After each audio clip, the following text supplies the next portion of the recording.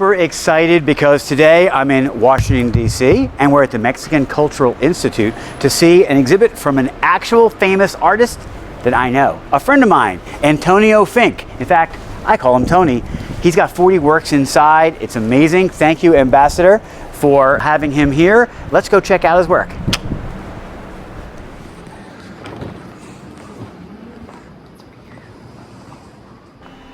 Hello folks at home, we are in Washington D.C. today at the Mexican Cultural Institute, and I'm with none other than Antonio Fink, the artist that's featured in today's gallery. Hello Antonio. Hello Joe. Should we call you Antonio? Well, my friends call me Tony. How many works of art do you have? 40 pieces in total. 40 pieces of ceramics, painting, and printmaking, and we're going to get to see them. For you folks at home who don't know Antonio Fink, he's a Mexican-born Philadelphia artist. Now, what's cool here, Tony, is that people usually don't get to ask the artists the questions that they're dying to ask them. You think we can do that? Absolutely. All right, let's go take a look at some of the work. Were you ever inspired by something cool like a song? Absolutely. So I'm always listening to music when I'm working in the studio. Sometimes a band like Sublime will inspire me for an entire summer. I decided to make an oil painting of the band. Wow, you might want to go see them in concert. I did definitely experience that, but unfortunately Bradley passed away at a very young age. It's amazing that so many artists died at the unique age of 27. Correct. Like Jim Morrison from The Doors. From The Doors, and Janis Joplin. Correct. Crazy. And also Bradley here from Sublime, but his image still lives on. Okay, what about, were you ever inspired just to paint something even though you hadn't given it any thought ahead of time? Sometimes I would look at Matisse for inspiration, for backgrounds, for the way we color faces, and this is one of them. This is a clear example of that. Wow, that is amazing. A couple of great pieces of painting. Now I know that ceramics play a big part, so let's go take a look at some ceramic. Sounds good. All right, we are in a room now. This is full of amazing work, but you can't help but be drawn to this piece of work right here. Tell us about it.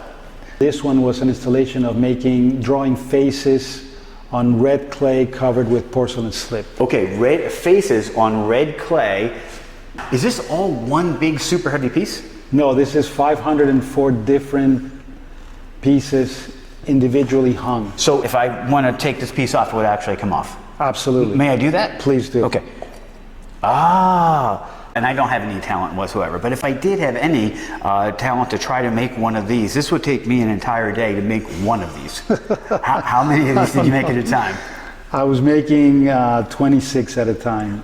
Sometimes 2 or 3, 26 shifts a day. Wow. I wonder if I can find a face that reminds me of me, and I did. I found one. This one up here, with this fellow with the thin face. He kind of reminds me of me. Okay, I'm glad that happened. Okay, what do we call this piece right here? I call it 500 faces. 500 faces. I see some cool stuff in there. Yeah, let's go. Okay, Tony, I am drawn to this picture right here. Now, I read that you're influenced by some artists in the past. So tell us about this one. So this is clearly a version of Picasso's Blue Period self-portrait. Picasso painted using oil. I used acrylic for this painting. And it's really a replica of what he did, except with my face. I don't know, I think Picasso has been a major influence in my work, and mostly learn how prolific he was. So he really inspires me to just keep going and keep trying things and keep improving. That is absolutely beautiful. And you had your own blue period. Well, I don't know if I've had a whole blue period, but I'm definitely inspired by some of the blue period paintings.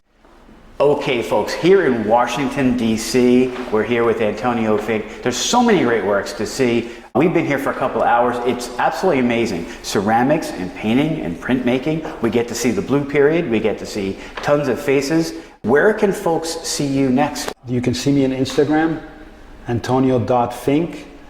And of course, new work is about to be released in Instagram. All right, well, if you're a high roads traveler like me, you love great art. And I'm happy to say that I know a real artist. I'm friends with Tony Fink. Thank you, Joe. See you, folks. I'm Adam, I'm from Boston, Massachusetts. This is my favorite piece because it is Venus with shades, which is very kind of intriguing and fun. And it's made of tiles with many different textures and different layers. It's my favorite piece. Fighting in the red really highlights that, the violence of the action. My name is Isabel. I'm from New York. My favorite part of this exhibit was actually being able to ask the artist why he made these faces. We're actually somewhere inspired by Picasso, and then he realized that he had to make simpler ones, and he thinks that usually people sort of have like certain types of noses, and that's all I have to say. Yeah. Tony, people at home want to know, from start to finish, is this something you start and immediately finish?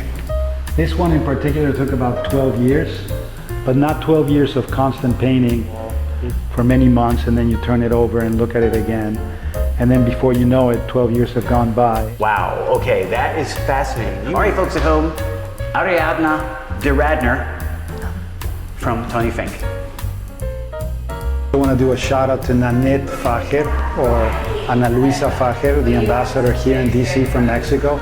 Thank you for all your help in putting this together. I really appreciate it.